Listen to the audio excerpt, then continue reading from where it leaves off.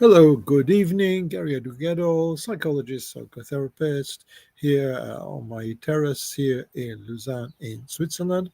And tonight I'm going to talk about juggling life's choices. So, why did I choose to talk about this? Excuse me. Several reasons. And the first one's because I've been dealing over the last weeks with the possibility of ending up in burnout myself, and deciding that I needed to bend rather than break, which means on a factual level is to not do certain things, to remove certain things from my responsibilities and my choices, and focus on other things that are important. So bending, not breaking, is the theme that I used the other week. Tomorrow, I think I'm going to talk about burnout. But juggling things, that's something that I've spoken about with my patients today and last week, as it's also my theme, but it's also the theme for most of them. And so that's what I want to talk about tonight. Now, it is a very, very, very complex subject, much more complex than one would imagine. The idea is that we juggle with things, and if there are too many things, we just sort of let them drop or put them to the side or things like that. The idea is very simple and very basic, but when you start to think about it in detail, it becomes much, much more complicated because it's not just juggling. Why do we have to juggle with less? To juggle with less because we have a certain amount of resources, and we have a certain amount of responsibilities, obligations, projects, and things you want to do. And while they're sort of reasonably balanced, then it's okay. If you have more resources than things to do, then it's really comfortable. But when you get to this point, either you can succeed to have more resources, or you're obliged to remove some of the things from this side. So that's just the simple, basic way of looking at this subject. Now, the question is, what do we release? What do we give up? What do we let go? And how is it that some things are so much more difficult to let go than others? So, a lot of different subjects here. The first part of the subject, the first part of the reflection is to do with priorities. Now, priorities are pretty easy to understand. We have survival, which is like, that's it. Then we have needs, which are close to survival, but not quite that. And then we have wants, which are important, but not that important. Then we have desires. And then we have sort of like fancies, or I'd say in French, caprice. So it seems fairly obvious that the more that it's on this side, the more important it is, and the more we focus on it. That again, it seems simple, it seems obvious, but what is very problematical is that when you look at these things and you say, "Oh, that's a survival thing," well, that's obvious. If it's survival, we've got to do it. But generally, in our lives of today, there are very few things that are survival. Yes, you need to go to work, but work is important. It's an obligation, but it doesn't quite hit the survival, because if you lose your job, the chances are that in your system you have some sort of unemployment, and there are possibilities that you will get another job. I know that there are people that are older, people, lots of different very specific situations, but generally for most people, your job is not your survival. Most people can survive if they lose their job. So what are the things that we consider survival? And strangely enough, in my practice, when I see patients, the things that hit them the hardest, that the most difficult to let go, that they have the most important need to fulfill or to do or to respect, are things that they've been taught in their childhood. And they have been integrated as survival in their childhood. And we all come from families and societies and political situations and religious situations and geographical national situations where certain things are considered to be very, very, very important. And when they're considered so important, in our childhoods, when you say childhoods, I suppose that's right, um, it it becomes life or death. It becomes survival. And one of the things that I deal quite often with my patients is to help them release this experience, because it's only an experience, that certain things are survival based. And if they don't do this, and they don't do it this way, and they don't do it at this moment, then it's going to be awful. And it's awful because that's what they've been trained. That's where they've come from. So the first thing when we go through this system of things that we can remove is, are there any things that seem to be very, very important, but when we talk about it to other people, they don't understand? And it can be as soon as you go outside of the specific area. And I say it could be family, it could be religious, it could be politic, it could be anything. It could be something to do with sport.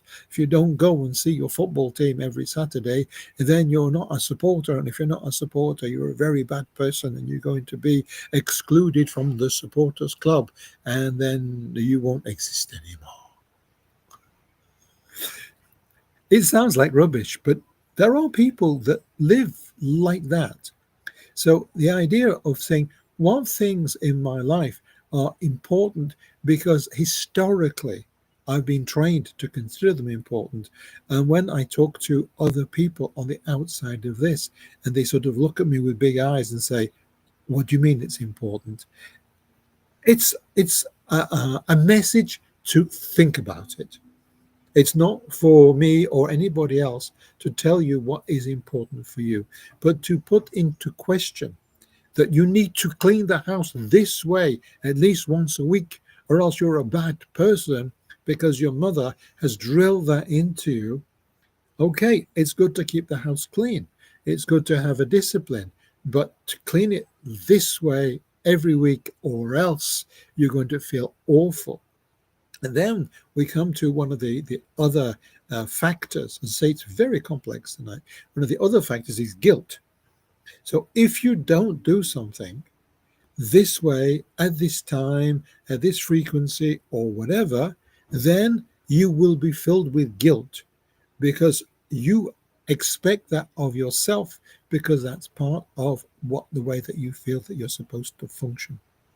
Now, one of the other huge problems I have with burnout, and as I say, I plan to talk about that tomorrow, is that I've had a lot of patients that feel that they have to work in a certain way at their jobs, and they have certain obligations they need to fulfill.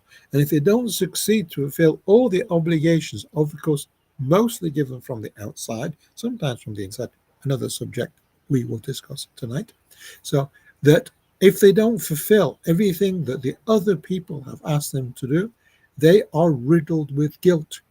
They become anxious, they can't sleep, and they feel incredibly guilty because they can't do it. And of course, when you feel so bad, you become less functional. Again, something we'll talk about tomorrow. Then we have another dimension. Very complex, isn't it? Try and keep up. If you can't keep up, watch it again. It's worth it, I promise you. So you have pressure from the inside and pressure from the outside. Now, we have people that, all types of people, obviously, but we have people that basically only function with pressure from the outside. These are people that fulfill all obligations, maybe, different people, that are given from the outside. They do things because it's expected of them. Even maybe cleaning and having clean clothes and washing themselves and eating appropriately, whatever. All these things come basically from the outside. And they don't want to say to anybody or admit to anybody they haven't done these things this way. And their basic motivation in life is to be able to say to other people that they've done things correctly. It's not to please other people. It's basically a fear that if they don't do things the way other people expect them to do, they'll be criticized or ostracized or criticized in some other way.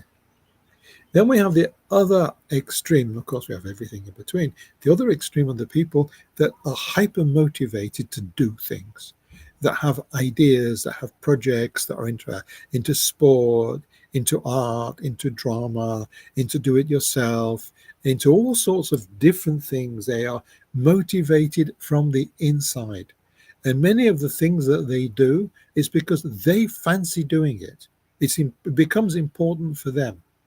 Now, as it happens, that when you get people that are going towards burnout, that have too many balls juggling in the air, that are that type of person, it's really important. And if it's you, then you really sort of listen to this. It's very important. And if it's someone close to you, get them to listen to this, that most of what you do somewhere is for your own ego.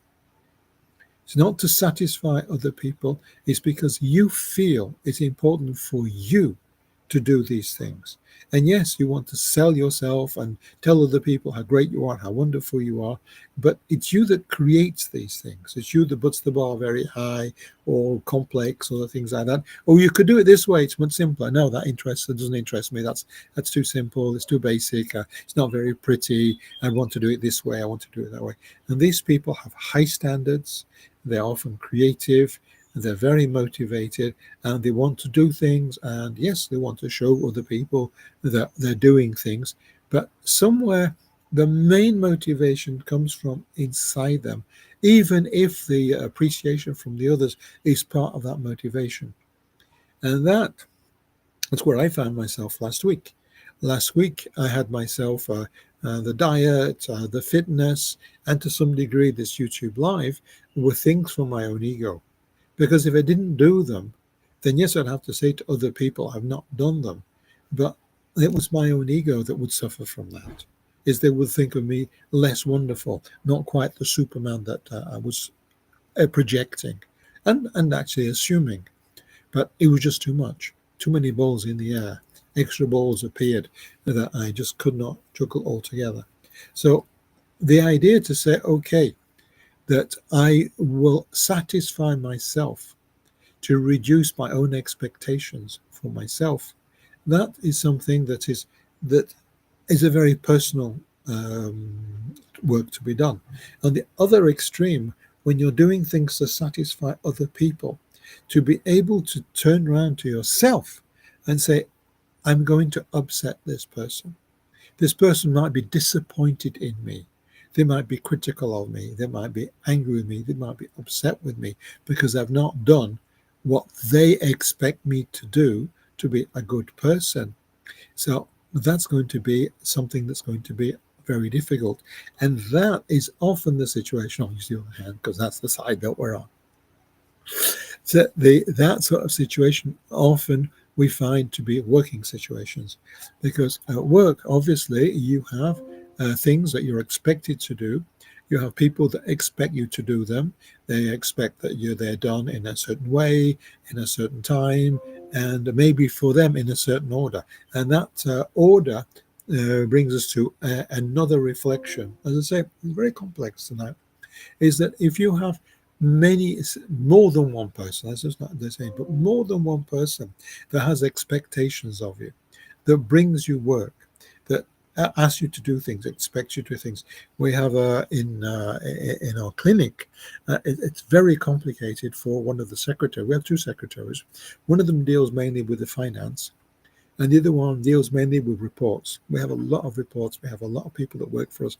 And because of the new system, we have a lot of reports to write. And she often gets quite a lot of reports. And from time to time, she gets 1 or 2 people that do not understand that she has reports to write for other people, not just them. And they come and they say, oh, where's my report? Oh, I've got this new report and I'm still waiting for the other one. And it's very, very important that, and she's brilliant. She's brilliant because she's capable to say, no, I cannot do everything at once, and I can't do this stuff for you. So I'm afraid I'll just have to wait. Now, what is she doing?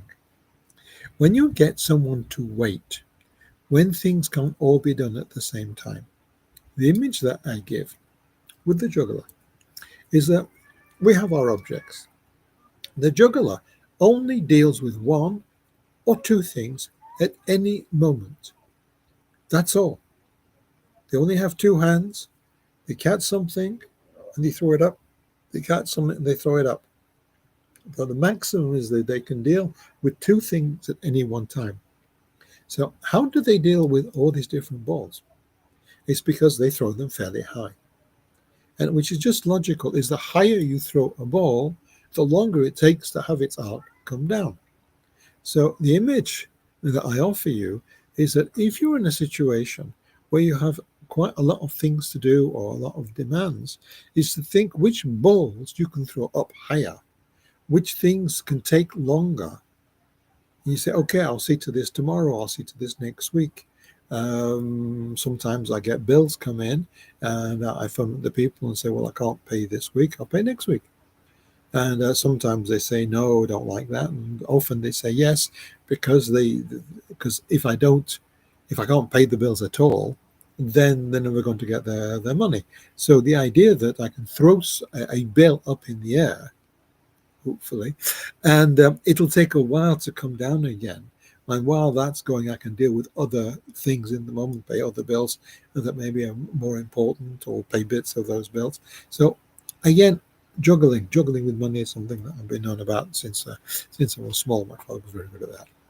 And so if you have tasks and obligations, you need to see what you can throw further up in the air, where you can say, okay, I've looked at this, I will deal this tomorrow or Wednesday or Friday or next week, because it's not that important, it's not a priority, and I can throw it up in the air and leave it in the air for a while. And these other things that are more important, I keep closer and I deal more with in the moment. So just an image of how to do things, and the idea that you can put things aside for a period of time and focus on the things that are the heaviest priority. It's really, really important that that you deal with that. Now, another thing, as I say, it's very complex, is that obviously, as we've already discussed, or I've already discussed, you not discussed, you just listened, is that we have here a survival and obligations and needs, and here we have wants and desires and fancies. So they're less priority and they're more priority. Not as simple as that. Because if in your life you only do what is the highest priority, and the highest priority for other people, and your own priorities that are necessary for you, or things that are important for you, although they're not that important in the global scheme of things, if you do not look after yourself from time to time, and you don't, I wouldn't say give in, or validate your wants, needs, desires, fancies from time to time, then you're going to crack. You're not going to continue, because we need to feed our comfort zones from time to time to some degree. Now, I often talk about my the diet that I put into place for the 70-day challenges, which up until last week I respected. Was that it started on Sunday night, the organization. So Sunday night to Tuesday afternoon, when I have my first coffee, would be a water fast. So just water, maybe black coffee, which I don't like, and maybe Tuesday afternoon I'll have a milky coffee, and then Tuesday night I'll have a meal. So that was it. Now that takes an awful lot of willpower, because I love food and it frustrates me not to eat on a Monday night. But that's okay. It was okay. And then Tuesday, Wednesday, Thursday, Friday to eat fairly lightly and watch what I'm eating. But Saturday would be a feast day. Because if I don't give myself the feast day, I'm not going to cope with the next week. And so I give myself the obligation to not eat on Monday at all, and a lot on Tuesday. I give myself the obligation. It's not survival. And it's only my own choice for myself and for my ego to talk to everybody else. Oh, look what I'm doing. But that was something that we can deal with, because there is the Saturday, which is my feast day, when I can eat basically without, not huge quantities, but basically whatever I fancy. And so the idea to have a balance between obligations, which is on the Monday, it's Sunday night Monday, which is mirrored, just to confuse everybody, and don't the other side on the Saturday, the fancy fancy eating. Those things are incredibly important for you. When you start to make choices of the things you're going to let go, the things that you're going to keep, the things you're going to do often, things you're going to do from time to time, the things you're going to do maybe when you get the time, it's incredibly important that you look after yourself. I can't remember if I've said this in English. I think I have not said this in English. If I've said this, because this is the second live of the evening. I do a live in French and then I do a live in English. And I don't know if I've spoke about this in the English one, because I forget what I've spoken about. I was talking to a patient today, and I mentioned a story that I'd written. And the story was based on a baker. And this baker, he decided that to begin with, he didn't want to give anything to anybody, to look after himself, just to deal with his own stuff and his own wants, needs, and desires. And then through different events, he felt the benefit to give to other people. And so he would give to other people and give more and more and more and more, because he felt this positive feedback. And but then he started to not feed himself enough. And then he eventually physically fell down sick because he was just malnourished. And the lesson that I was mentioning to the patient was that unless you look after yourself sufficiently well, you cannot be available for anybody else. You can't be helpful for anybody else. I've had so many patients that have had burnouts at work. Some of them burnouts also at home, but they're mainly at work. Burnouts at work because they've tried to do too much. People have asked them to do too many things. Now they're on burnout. They're not at work. They're on sick leave. Some of them have to have quite a lot of support, medical support. Some of them are finished in hospital. So eventually, these people that have meant all this energy to support everybody else so they can have all the things they want, need, desire, that's important for them, have become a charge, have become so they're not able to do any work at all for these other people. So they're left in a hole, and they're not even capable to look after themselves. They need to be looked after by other people. So if you do not look after yourself appropriately, not only will you stop being able to give to other people, but you will need other people to support you. So this balance between my own needs, and yes, your own needs, it needs to be reasonable. It's not just everything I fancy, but a bit of what you fancy does you good. That's saying. And not only does it do you good, but it's necessary. It's necessary for your balance. So think about what you need. And as I've mentioned before, looking after yourself should not make you feel guilty. This feeling of guilt is something that there are a lot of cultures, Catholics, Jews, and I think Italians, they seem to be brought up a little bit with this culture of guilt. If you don't do what you're supposed to do, you should feel guilty. And if you look after yourself and you're selfish, then you should feel guilty, and all this sort of stuff. Within reason, a little bit, yes. Yes, it's good not to be totally capricious and just do everything you fancy whenever you fancy, and not do what's necessary, what's obliged, or do things for the people. Yeah, it's good. It's good. It's a good message, but it's too extreme. And anything that's extreme, by definition, is likely to be dangerous. Anything. Too selfish, not selfish enough. Too much looking after yourself. Too much looking after other people. Too much activity, too little activity. It's all the same. Anything extreme is going to do harm. That's obvious. But being able to look after yourself and say, for instance, your health. Your health is something that generally should not take too much space. You should not have too many needs. But depending on who you are, depending on your state of health, the amount of attention that you need to give your physical health and your mental health and your emotional health, all these are important and you need to keep them in mind, because if you don't look after those, you're not going to be able to function and do other things for other people. So that's just the balance. I think I'm repeating myself a little bit now, but it's really, really important that you realize that when you do things for other people, if you do less or don't do what they want, they will not be happy with you. But to deal with their disappointment, to deal with their frustration in a reasonable way and say, this is not realistic, this is not reasonable, and sooner or later, no one's going to get anything. That's important. To be able to question yourself and say, I want to do this because I fancy, because it will make me look good or make me feel good.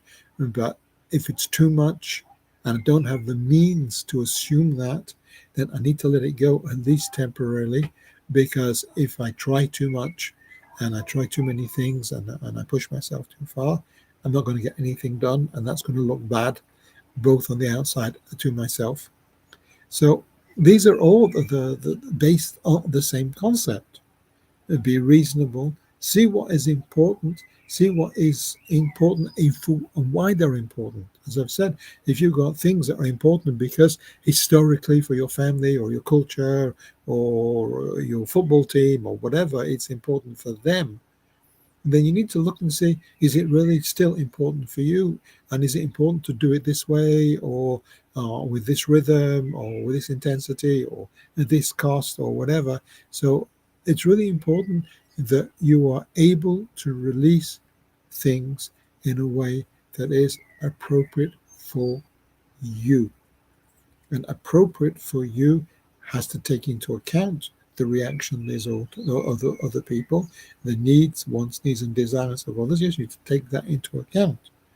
But you need to be also very, very attentive to your own wants, needs, and desires, because if you don't, you're not going to function. And as I say, that if you don't function well, you're going to end up in some form of burnout. And once you're in a burnout, then you're not going to function. You're no good to anybody, neither yourself nor other people. Tomorrow, if all goes well, I will talk about burnout. It's a very, very important subject, and to see when we're going there, to see sometimes why we're not capable, to see that we're going into burnout for ourselves or for other people. It's another subject also on the same theme. So anyway, come to the end of this evening. It's been quite full. I hope that you've followed most of it. If you haven't, go back and look at it again. There's some really important themes within there. It's really, really, really important that you bend but you don't break. It's a very important phrase and concept. If you've got too much happening at once, you need to find a way to make it easier for yourself. And for me, it's important that you look after yourselves, because I'm doing this for you. That's my main benefit, is help other people to feel better in their lives. So if you found this to be useful and helpful, please like, please subscribe, share with your friends, tell your friends about it, send me a message, let me know where you are, what you're doing, how you feel about life. It's always good to have some sort of interaction with people. And tomorrow, if all goes well, and I presume it will be okay, 8:30 p.m.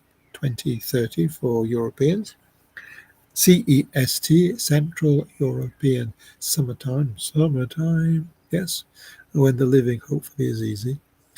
And so that's all for now, and have a great evening, and relax, and think about what I've been talking about, because it is very